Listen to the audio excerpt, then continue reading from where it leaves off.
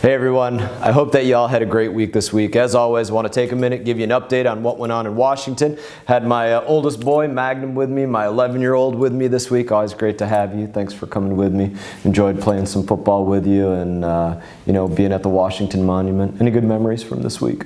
Yeah, we went to the monument. We saw these people playing softball. Yeah, there's some good softball. And we saw some people from back home that were just visiting, right? A couple different people, some folks from Jupiter and West Palm. So anyways, good to have you with us. You can go now if you want. See you later.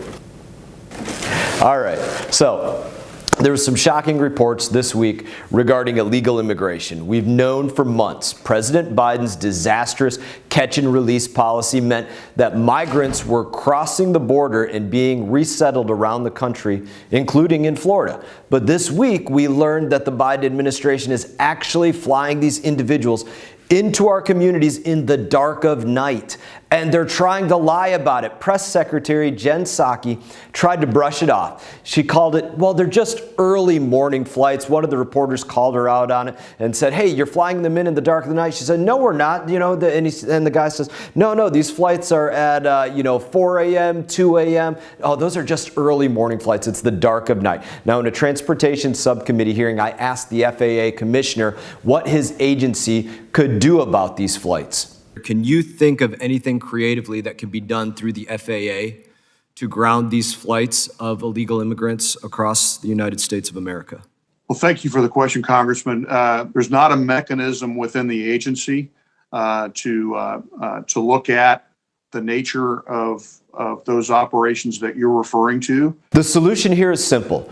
Reinstate the border policies of the Trump administration, the policies of President Trump, including the Remain in Mexico policy, where those that want to come into the United States of America seeking asylum, they have to stay in the other country that they're exiting before they seek that asylum, so that we don't have millions crossing into our country illegally. Next, in a House Foreign Affairs Committee markup, House Democrats were advocating to send hundreds of millions of taxpayer dollars overseas at the same time that they're planning to raise your taxes. So send hundreds of millions of dollars overseas and raise your taxes to do it. Now, the bill under consideration was related to some good causes. Pro-democracy organizations in Burma where there's a genocide going on. It's a worthy cause.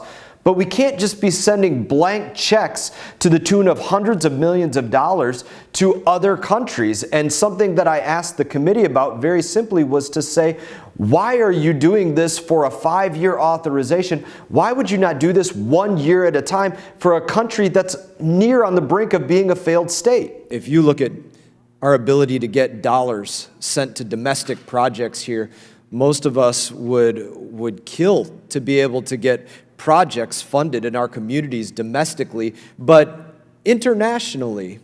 In the Burma Act, in what has been described just in the last few minutes as a worsening situation and a country on the brink of failure, we're going to, number one, give away our negotiating leverage by authorizing appropriations to them for half a decade. In the shadow of having just raised our nation's debt limit, we're going to do that. And then you look beyond that and to say, why would we give a nation on the brink of failure millions and millions and millions of dollars year after year without evaluating that each year? This lack of accountability is a theme. In the same hearing, they also blocked consideration of legislation that would require the Biden administration to turn over documents relating to the disastrous withdrawal from Afghanistan. If somebody in here disagrees with making sure that we ensure all documents or all records, communications, correspondence, emails, text messages, instant messages, transcripts, summaries, agendas, notes, diplomatic cables, reports, meeting readouts. If any member of this committee would like to speak against retaining those items as it relates to the withdrawal of Afghanistan from Afghanistan, I got 2 minutes here that I'm happy to yield to somebody if they want to say we shouldn't be retaining those items. It's a fair demand from this committee. Mr. Chairman, you mentioned in the opening of your remarks that oversight is at the heart of this committee. If it's at the heart of this committee, then put it at the heart of this committee. And let's make sure that we retain those documents for bipartisan purposes. President Biden's failure in Afghanistan, it's inexcusable. You've heard me speak in length about it. And yet his allies in Congress are continuing to cover for him. I also want to talk about Speaker Pelosi and President Biden's outrageous plan to spy on Americans' bank accounts. Not only is this an egregious violation of privacy, it breaks the president's promise to not go after those who make less than $400,000. We knew that was a lie. He's going after everybody's money. But let's think about the reasons why the IRS will be surveying you. Sending a loan to a family member who's fallen on hard times. The IRS is going to take a look at you. Working a part-time gig as an Uber or Lyft driver. IRS will be checking you out. Selling goods on Etsy, IRS will be looking into your accounts. Saving to make a big purchase, definitely the IRS is going to be looking into you then. This is an attack on the wealthy. It's an attack on the middle class. It's an attack on anybody that goes out there and earns a dollar. That's why I joined the over 140 House Republicans demanding that the Treasury Secretary drop this proposal immediately. I've heard from hundreds of our constituents who oppose this plan, and I'll keep fighting to make sure that it never becomes law.